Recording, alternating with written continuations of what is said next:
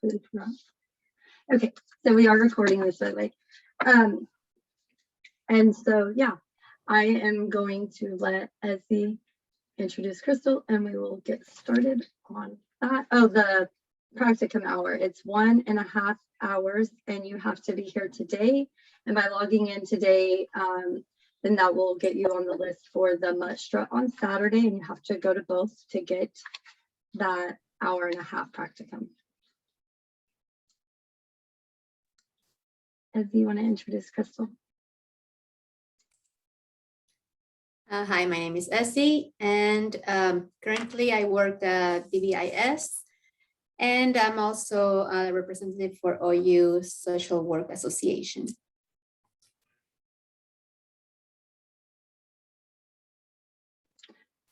Do you want to introduce Christel? Good. Or how you met her, or you work with Christel, correct? Christel, what's your position at your job? So I'm a sexual assault therapist here at DVIS. I've been with DVIS a little over 3 years. I have worked in the legal side of it with the protective orders, the advocating in the courts. I have also worked with the SANE side of it. That is the sexual assault nurse examiner. So I've been within the hospitals and now I'm over here at the outpatient as a sexual assault therapist. And my specialization population is human trafficking. So, if y'all are ready, I'll begin. You're ready? Okay. Like I said, I'm a bit nervous, as with some of us, when you got to talk to a group of people you don't know, it makes you a bit nervous. So if it feels like I start to squirrel on you, just let me know. Okay? So I'll talk about the outreach part of DVIS first and explain kind of what an advocate is. So whenever we talk about advocacy, we're talking about a person who speaks on the behalf or defense of the person, the cause, someone who will plead for or in the behalf of another, or can plead the cause of another in the court of law. And with that being said, there are times that, especially whenever it's a really, really high profile case, we may get called in as an expert witness, where you go into court and talk about the exact DV or the SA. Here at DVIS, every advocate is trained in the advocacy skills, and we also have advocates that are bilingual, which is Ezzy. So then whenever you're dealing with the sexual assault advocacy part of it, at DVIS, we provide an advocate for anyone that goes through a sexual assault exam. And we have full-time victim services advocates. They cover the days, nights, and the weekends. So there's always somebody available to go to the hospital if there's a SANE exam needed, and advocacy. There's 2 ways that we get our calls. Typically, the exams, whenever we have a victim come in who has either been a victim of sexual assault or like strangulation, those are automatically calls for a medical exam. And then when that happens, the victim is given the option of a report or non-report. And at that time, they make that decision. Oftentimes we have victims who come in and they may not want to report at the time for whatever reason. Sometimes it's fear. And so if that's the case, then the DNA still goes up to the kit. And then there's still that option later if they change their mind and decide, hey, okay, I'm ready to report this. The difference in a report and a non-report is that a report, this kind of exam will occur when the victim wants to involve the police in the case, versus the non-report, like I said, is when they choose not to at that time. but the option's left open if they want to. Another thing is with the report, typically the dispatch calls our crisis line. They will let us know that they are there with the victim right then who is seeking a SANE exam, versus the non-report oftentimes is when the victim themselves will call us requesting the SANE exam.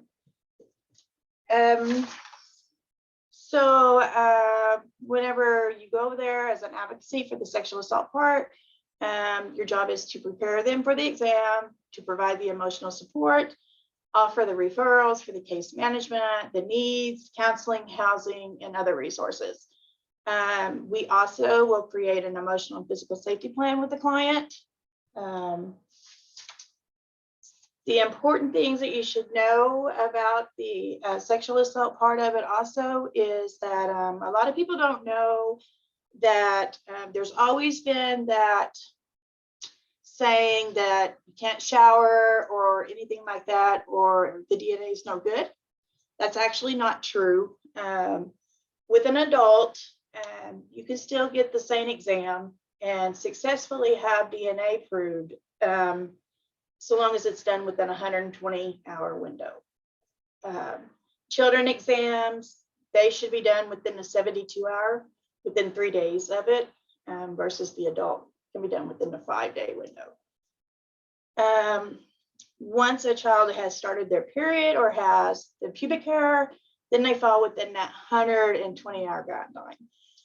With that being said, that is how it is determined, child versus adult. Like I said, with the females, it is if they've got their period, then the exam is done as an adult, and versus if it's a boy, then it's based on pubic hair. We also have full-time law enforcement and advocate who is available to help on the domestic assault and battery calls. And this person will do the basic needs and the safety planning also at that time. If I'm going too fast, slow me down, because when I get nervous, I tend to go really fast. So do you need share screen capabilities? Do you want to share your presentation, or do you just, you're doing great, but do you want to share your screen or anything? I don't have it downloaded. That's why I said I will send it to you afterwards. Oh, perfect. Sorry. And with me saying that, I'll send the PowerPoints to you afterwards. And then if anybody has any questions on any part of it, they're more than welcome. Y'all are more than welcome to email me directly, or however you would like to do that. Okay, yeah, I'll just forward you with it. Okay. So we also provide outreach services to TU. We have a lady here she specifically works on the TU campus for sexual assault and DV. With that being said, it's coming more to light now than what it has in the past, the assaults that take place on the campuses. For so long, I think there was this kick it under the rug, don't talk about it on campuses. And so we do have somebody who is at TU all the time in her office, and she works with victims that come in. We also work with David L. Moss. We go into the jails and we talk with ladies and men. And I always refer to both male and female, because that's also something that in the past has been a big issue. Was it's always been thought that only females, she, her, and her, could be the victims of especially sexual assault. That's not true. That's so far from true. We actually see quite a few males who are victims of sexual assault. We are currently working to expand our services to other sites as well. Our advocates and our counselors that provide the outreach services are all trained to address crisis needs, safety planning, and case management. because those are the main emergency needs that we come into when dealing with a crisis. DVIS also provides the emergency shelter. I don't know if y'all are familiar with that. Our shelter is just not the address. You can Google it, you can whatever. You're not going to pull up the address for it. And that's for safety reasons for our victims. And it provides safety from life-threatening domestic violence, sexual assault, and we house human trafficking as well. There is also a room over there that is for LGBT males that come in. So with that being said, it provides the shelter for all genders. Like I said, the LGBT, transgender, males, physical people with disabilities, capabilities over there. And over at our shelter, there's the advocacy, there's the advocates. You have the survivor advocates who work with domestic violence. We have an advocate over there who specifically works with human trafficking victims. And then there's the ones that work with the sexual assault victims. They provide individual and group counseling. There's children's services over there also, childcare, and there's even a dog and cat kennel, because oftentimes victims or survivors have their pets and take their pets. That's like well, let's just face it, that's oftentimes somebody's best friend is their animal. And in the PowerPoint that I'll send, there's pictures of the shelter and stuff. DVIS also provides transitional housing, which is also over there behind a locked gate that you cannot get into. I meant to say that a while ago. You can't get into the shelter grounds or the transitional living grounds unless you have a badge to scan. And then they have a visitor list over there. And so if somebody was to pull up to the gate and be like, hey, I'm here to see Jane Doe, then they're going to ask you who you are. And they're going to ask you to show your ID to the deal so that they can see if your ID matches who's on the list. And if it's not, then you'll be told, I'm sorry, I can't verify nothing, and they'll have to leave. At transitional housing, there is 1, 2, and 3 bedrooms over there. And they provide case management, job training, again, individual and group counseling, and children's services. And I can tell you that the houses over there are super, super nice. Every time somebody leaves, they get completely remodeled and set up again for the next family. So here at Outpatient, our counseling services are free. We offer domestic violence counseling, sexual assault counseling, adult victims of sex trafficking counseling, children's, individual, parent, and group. Walk-ins are welcome Monday through Friday, 8:30 to 5. And we safety plan, and that includes both physical and emotional safety planning. Over at the Family Safety Center is where DVIS houses the legal center. And over there, that's where we have attorneys. That's where you can go to get the emergency protective orders. The case management needs, if it's over there and has to do with legal, there's a forensic nurse over there who, as I was saying earlier, if you come in and you've been a victim of strangulation, choking, different things like that, well, then you'll go through that examination right then and there when you go to file for protective order. There's also a chaplain over there, and childcare also there, so that if you have your kiddos with you, then they can go in there. Lady's wonderful, super nice, and then you can focus on getting the protective order and everything done that you need to do there.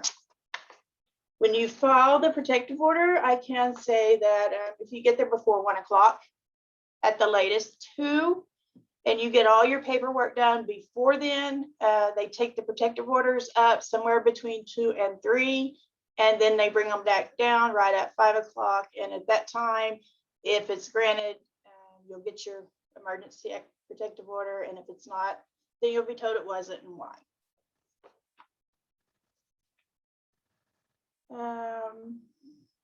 DVIS also offers the BIP program. That stands for Batterers Intervention Program. And what that is designed to do is to reduce the risk of domestic violence or additional violence. These individuals are court ordered or DHS referred, sometimes self-referred. It's a 52-week program, and there is a cost for that program. So DVIS's 3 locations are at the outpatient office here at 3124 East Apache, and then at the Family Safety Center by the courthouse. And then we also have a Sapulpa office that offers some services and can give you the referrals to come here or to the legal side. Any questions so far? I wrote down a couple I had. One, how long do you guys keep the DNA? You said that, I know that they have a time frame from, or they can choose to not file then, or they could later. How long is that period of time where they can choose to do that? I want to say 10 years, but I'm not completely sure on that. Because they have got that new technology going to where they're pulling DNA from years and years ago. And so, like I said, I want to say 10 years, but I'm not 100% sure. If it's different, I can reach out to you and let you know. Good question. That's one I've never been asked. So. No, I just figured a lot of times they keep DNA forever. So I didn't know if they just like ran it and kept it forever in some database or not. So I know there's a stipulation on how long it's kept, but there's a stipulation on how long you have to decide if you want to do the report or not report. Like a statute of limitations on it or something. Okay. Yeah. And with the human trafficking unit, have you guys seen an increase in human trafficking, or is it relatively the same? There's just more media coverage now. So since the pandemic, there has been an increase in the human trafficking. And I can say that with the children not being in school, it's a really big problem right now. Is parents definitely need to know where their children are at all times, because in the blink of the eye, it's easy to swoop one up and then put them into the sex trafficking world. And with that being said, I can tell you this, that when it comes to human trafficking, sexual assault, domestic violence, any kind of violence whatsoever, there is no discrimination or bias. It can happen to anyone. It does happen to anyone. But yes, the short answer to your question is yes. We have seen a rise in human trafficking. And with that being said, I will also tell you that when I say that, I'm talking about both genders, all genders, an increase. As I said earlier, for so long it was believed, well, not necessarily believed, but put out there as though only women could be in the human trafficking, and that's so far from the truth, so far. So next, we'll talk about a little bit about what is the domestic violence part of it. So here at DVIS, we also have a program called DV 101. And what that is DHS referred clients that come in who have been victims of domestic violence, and DHS has had to intervene and take the children.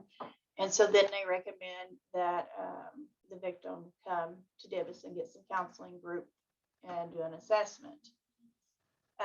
And so that is what the DV 101 is about. Once they complete the DV 101, then there is the referral made to see whichever counselor best fits their needs. So like if they have a sexual assault component in their trauma, then they would come see myself or Angie. If it's domestic violence with no sexual assault in the component, then they would see a counselor named Lauren or Ezzy. So yeah, but oftentimes, and I say this broadly, when you have a sexual assault victim, oftentimes there's that DV component also with it. So sexual assault is something that people are beginning to open up more about. It's not so hidden anymore, as well as human trafficking. So when you define domestic violence, it's a pattern of abusive behaviors that are used by a person to gain control and power over the other person in the relationship, or in the context of an intimate relationship, whether it be a current or ex-partner. There's so many different types of abuse, and abuse looks different to everybody. So one should never say, okay, well, she has a black eye. Mine only mentally says or physically, verbally says things to me. So my abuse isn't what hers is. So I shouldn't seek help. And that's far from the truth, because reality is when it comes to abuse, everybody's abuse looks different. Doesn't mean it's any less or any worse. It just looks different. And I know we're probably getting close on time. So anyway, just to give you some types of the abusive behavior, you've got the physical, the emotional, of course, sexual, financial, religious, stalking, media, digital, and some of the effects of the IPV. I'll just give you a couple out of each one. And then, like I said, it will be included in the PowerPoint. And so some of the effects of the intimate partner violence would be under psychological, could come PTSD, anxiety, depression, suicidal behaviors. Under the behavior effects, which would be, it could cause engaging in the higher risk sexual behavior, choosing the unhealthy sexual partners, substance abuse oftentimes is one. Under the social could be, they become restricted access to any kinds of services, isolated from social networks, homelessness. Some of the effects it can have on the physical health, oftentimes heart disease, chronic pain, fibromyalgia. On the individual reproductivity would be pelvic inflammatory disease, can be a side effect. Sexually transmitted infections, including HIV, AIDS, and pregnancy difficulties like low birth, weight babies, perinatal deaths. And those are just a few of the many. And so like when I send it out, it'll have all of those there.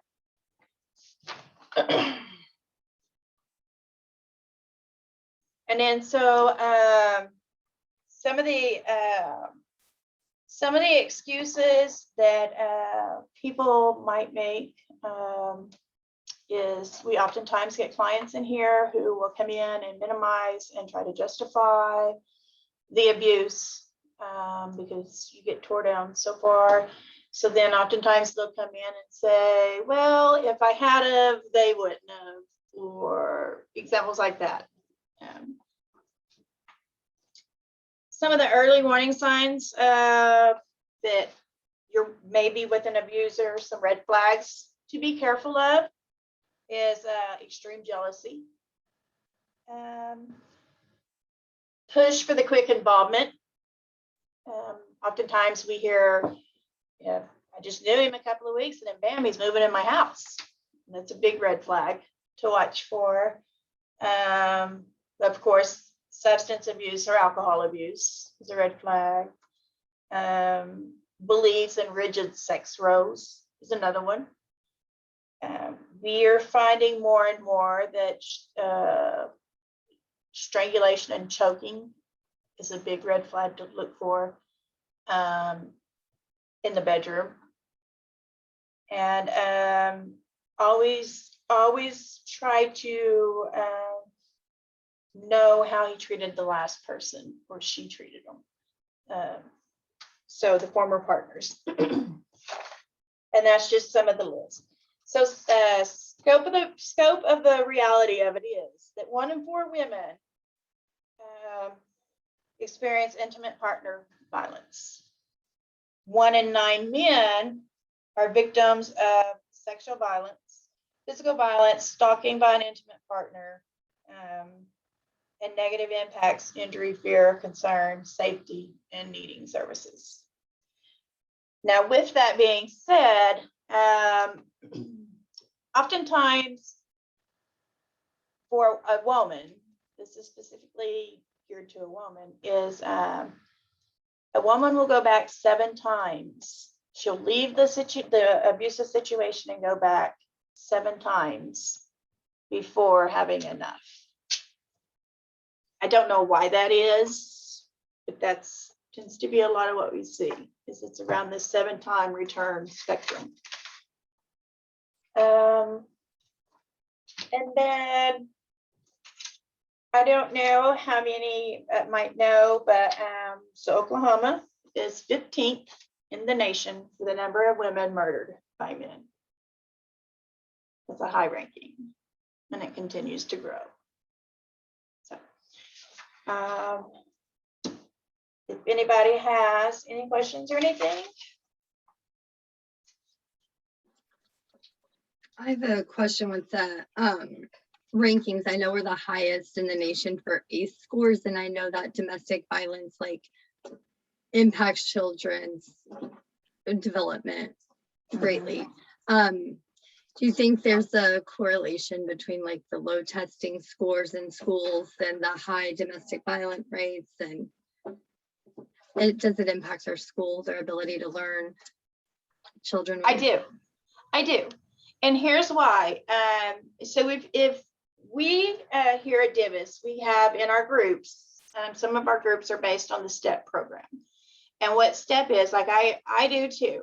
And what the STEP program is the Survivor Therapy Empowerment Program treatment, okay?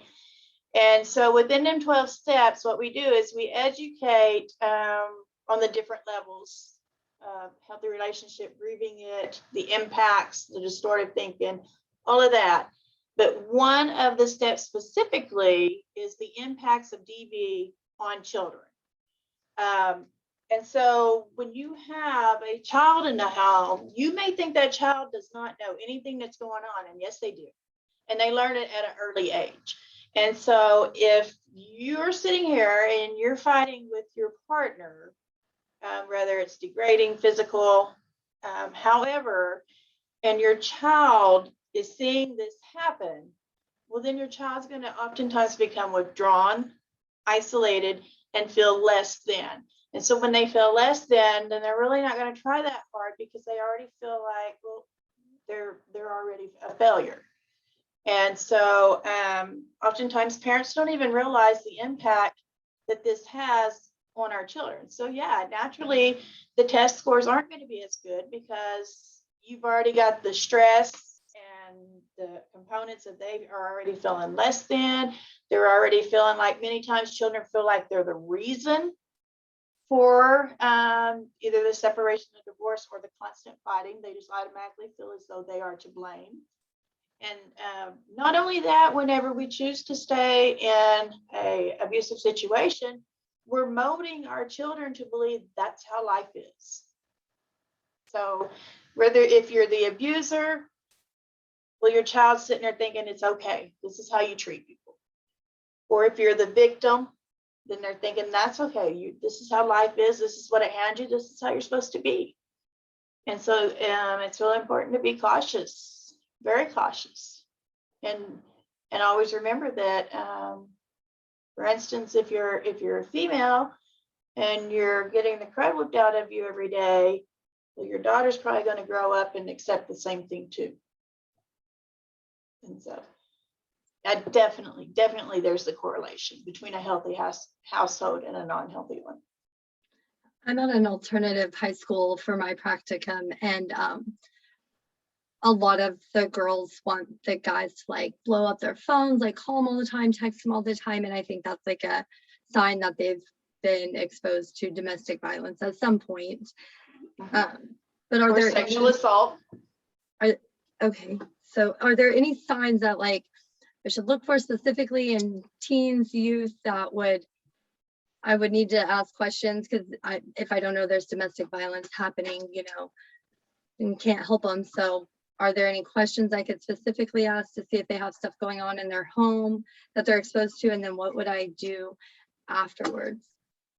So I would definitely watch for the neediness, like you're saying, the need to feel as though somebody cares, because that's a sign that something's definitely going on at home, that it could be either way. Oftentimes, whenever that's going on, it could be a sign that there's sexual assault happening. And so they feel like this is how it's supposed to be. Then that's their only way to feel wanted or needed. The boys have to be constantly seeking them out. Or it could be a sign of literally loneliness, and they have no social at home. There's no healthy relationship at home. But more times than not, it kind of shows more red flags of there might be something sexually happening or has happened within the home. So I would just in a casual conversation, just be like, hey, how are you doing today? You know, are things going okay? Is there anything that I can help you with? And just be casual with them, and not so